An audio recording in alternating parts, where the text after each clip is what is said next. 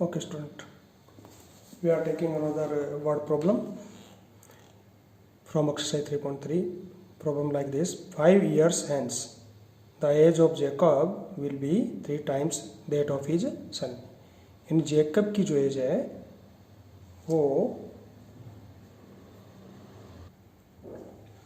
3 times that of his, अपने सन की 3 times है. ओके, और 5 ईयर्स अगो, ये पहली कंडीशन हो गई है यहाँ. और दूसरी कंडीशन है 5 years ago Jacob's age was 7 time that of his son. और अगर 5 ईयर्स अगो की बात की जाए तो जेकब की एज 7 टाइम्स थी, 7 टाइम्स मोर थी of his sun. Okay, what are their percentage? Percentage means at this present time what the age. First of all, you assume percentages. Okay, let the percentages of Jacob and his son be x and y years. Age of Jacob present x or his son y years. Okay, 5 years hence. First condition is for 5 years hence. 5 years hence age of दोनों की as क्या हो जाएगी? Jacob की x + 5 हो जाएगी और y + 5. इस तरीके से हम लिख लेंगे इक्वेशन बनाने के लिए. ओके, अब ये क्या कह रहा है? Age of Jacob will be 3 times that of his, उसके सन की 3 टाइम्स हो जाएगी. इसका मीनिंग सन की एज कौन सी है? ये, इसको 3 टाइम्स कर दीजिए, 3 से मल्टीप्लाई कीजिए और इसको सिंप्लीफाई कीजिए. जब इसको आप सिंप्लीफाई करेंगे तो आपको फाइंड आउट हो जाएगा, एक इक्वेशन फाइंड आउट हो जाएगी इस तरीके से. ये आप सिंप्लीफाई सब करना जानते हैं. जैसे ही आप सिंप्लीफाई करेंगे तो आपको इसका वैल्यू मिल जाएगा इस तरीके से. ये equation number 1. Clear? Like this you can write. When you simplify this one you will find equation number 1. Now we are taking second condition is here 5 years ago. 5 years ago means age of Jacob will be 5 years ago. 5 years 5 साल कम हो जाएगी और उसके पुत्र की भी 5 साल कम हो जाएगी. आज से 5 साल पहले की बात की जाए तो दोनों की 5 ईयर्स कम हो गई. इसको हमने इक्वल रख दिया इक्वेशन बनाने के लिए. इक्वल का क्या कह रहा है? कंडीशन देखिए. Was Jacob's age was 7 times of his son. Son की 7 टाइम, यानी सन को 7 टाइम्स 7 से मल्टीप्लाई कर दीजिए. 7 से मल्टीप्लाई कर दिया.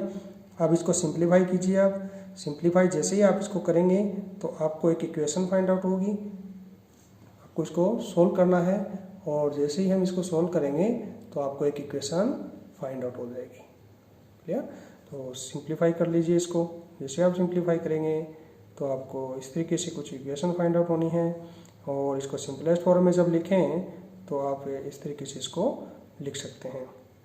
ये जैसे सिंपल करेंगे ये इक्वेशन नंबर आपको 2 फाइंड आउट हो जाएगी. आपको इक्वेशन 2 कंडीशन है. दोनों कंडीशन से पहले आपको दोनों इक्वेशंस बना लेनी है ध्यान से. इक्वेशन बनने के बाद आप इसको सब्स्टिट्यूशन मेथड से सोल्व करना है क्वेश्चन के अकॉर्डिंग. ओके, तो सब्स्टिट्यूशन मेथड हम बहुत सारे प्रॉब्लम सोल्व कर चुके हैं. उसी तरीके से आप इसको सोल्व करना है. कैसे करना है? फ्रॉम इक्वेशन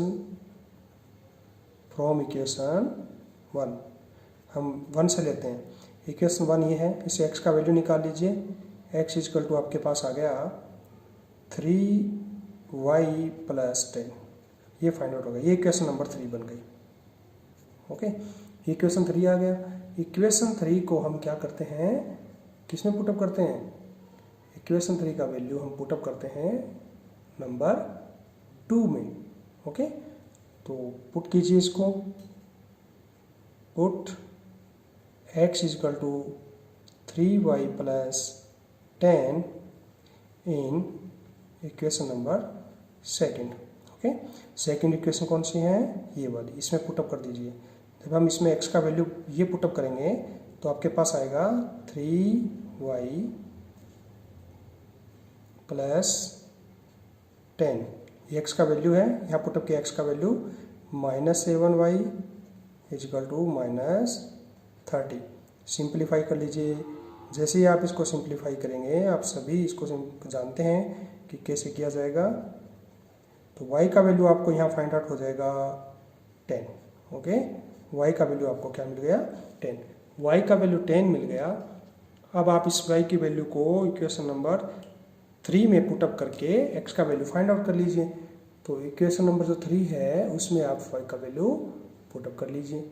जैसे हम इसमें पुटअप करेंगे तो क्या फाइंड आउट होगा, put y equal to 10 in equation number 3।